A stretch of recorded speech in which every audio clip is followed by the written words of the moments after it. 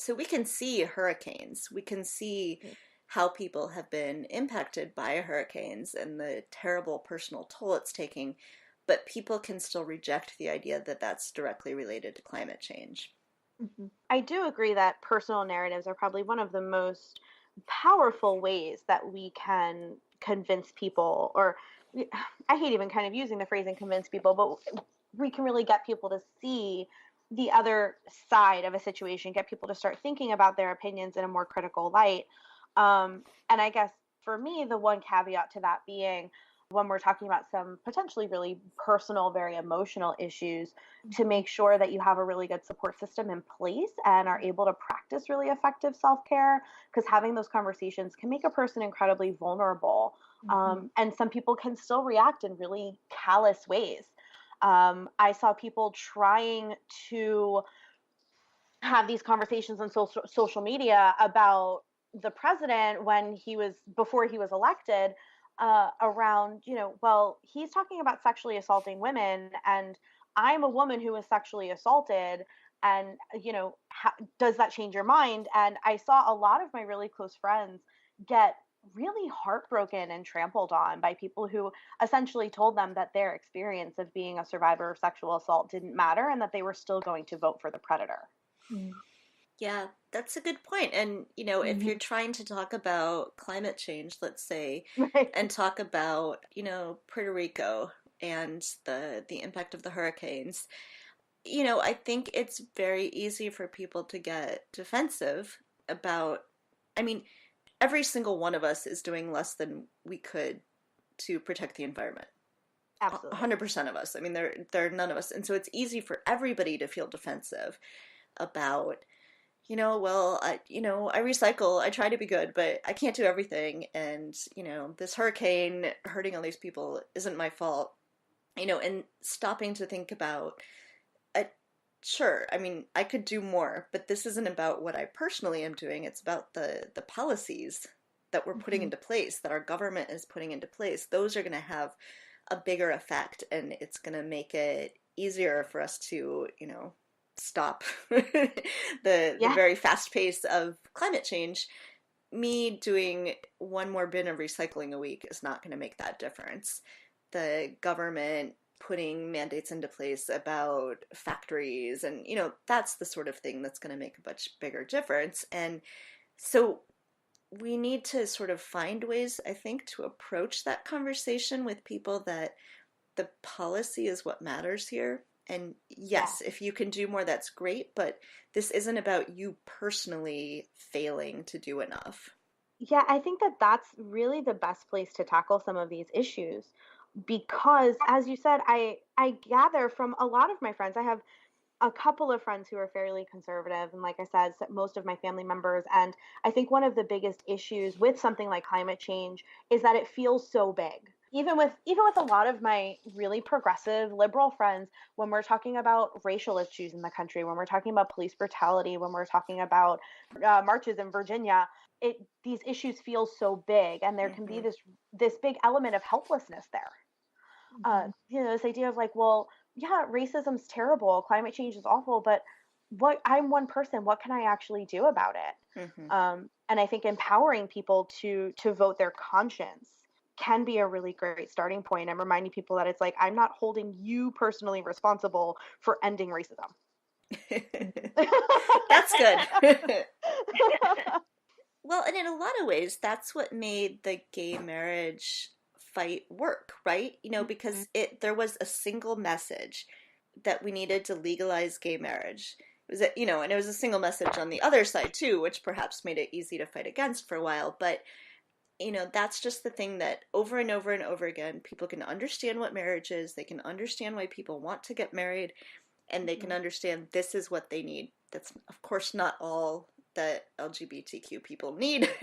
Marriage isn't, solution to everything, but it was something. It was easy to communicate to people. And in the end, really what happened, as far as I can tell from the stats that I've seen, is the law changed and then the opinions changed. Mm-hmm. Yes. Well, and that goes to this idea that fairly often people are kind of just going with the flow. Like we are all ridiculously over-informed voters and consumers of information. I'm guessing most of the folks listening are opting in as well. Hmm. But for a lot of people, they will default to, I guess if it's okay, then it must be okay.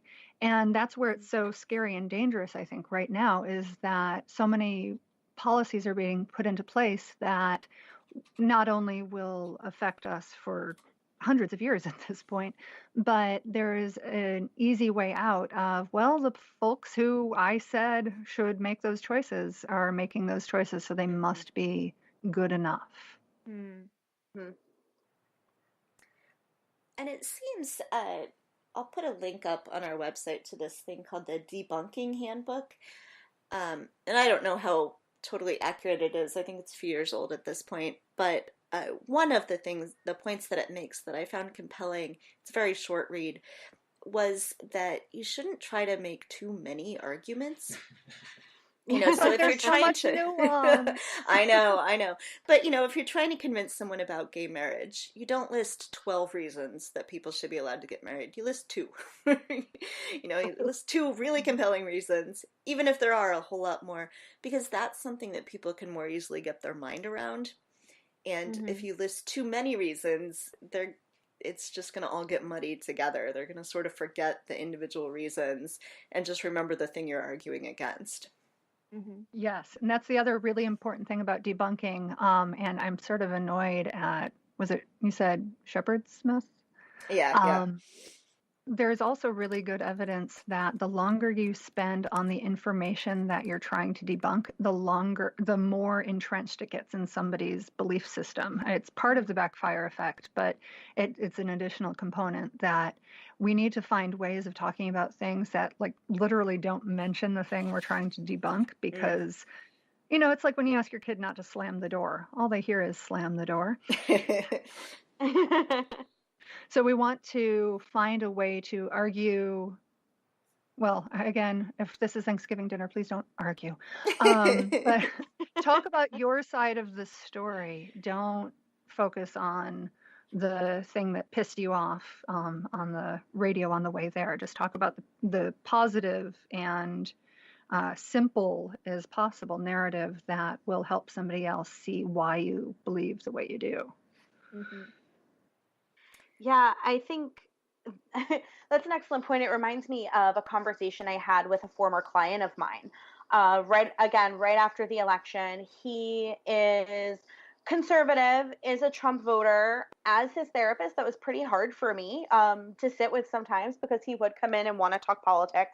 Eventually, kind of figured out, I think, that I don't share a lot of his political views.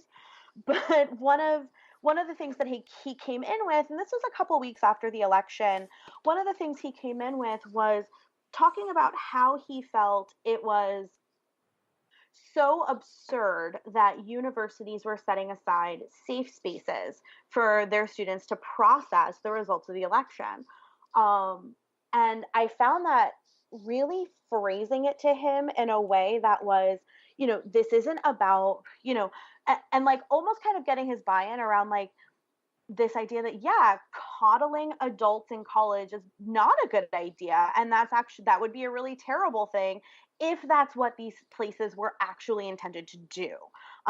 If these places were about, here's a teddy bear and a lollipop and go sit in a padded room and cry for an hour, we're probably not actually helping anyone do anything. I Mhm. totally could have used that on there. Oh my god, I locked myself in a padded room with a teddy bear and a lollipop, and wished I could like have stayed there for weeks. Um, but I was able to really phrase it to him as this idea of these safe spaces are really designed more along the lines of, this is an event that is really affecting you. It's clearly affecting your ability to cope and function in everyday life.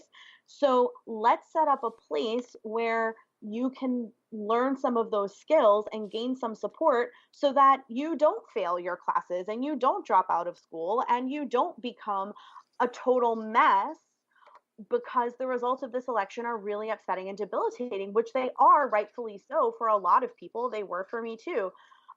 And phrasing it to him that way, as like, these are spaces that are set up similar to therapy offices like you're using right now to learn how to cope with things that are wrong in your life.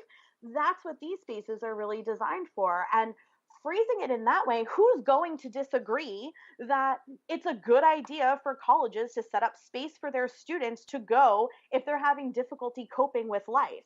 Like, Mhm. if that's a point I feel like anyone with any sort of a heart could agree on, that that's a good idea. So if I find for me sometimes, if I can really drill it down to this sort of universally accepted belief, it becomes easier for people to separate themselves sometimes from the propaganda that is spewed by Breitbart and Fox News and all of that. Yes. And unfortunately, we don't have brains that will actually trim down to the node where the incorrect belief was, and thus the whole branch falls away. Right? It would, frustratingly. But yeah, I think, Wouldn't that be great? oh, yeah. I'd be out of a job, but it'd be great. Yeah. 2 sessions guaranteed. Right? You're fixed. But I think the idea that, again, if you're having that conversation and letting it be a little almost impersonal at first so that somebody doesn't feel like they're being attacked. I think that's a really key part of being able to talk about the topic without it, devolving into somebody storming out of dinner over the holidays. Yeah. So, do we have any examples, any of us, of times that either we've changed someone's mind or they've changed our mind? So this is my favorite thing. I don't have a specific example off the top of my head to tell you about, but a while back, actually, around the same time as the fabulous David McCraney started You Are Not So Smart, Mhm. I was really getting into this idea that, like you said earlier, I think, Emily, that, people are not generally like malicious mustache twirling villains. They believe, and I think this was easier, say, 8 years ago, they Mhm. genuinely believe that their perspective is something that's going to be helpful to the world as much as I do. And in one of those books I was reading back then, either Mistakes Were Made or The Invisible Gorilla, there was this notion that the phrase, I am wrong, is grammatically incorrect. Huh. Because as soon as you know you're wrong, you were wrong, and your perspective has changed. So I think for me, it's hard to find examples of times where my mind was changed because I've integrated that information into sort of a story of how I have come to believe what I believe now, Hmm. rather than it being just a light bulb moment of clarity that clearly this new idea is something that I need to now shift my universe to incorporate. Yeah, I think that probably that light bulb moment is very rare.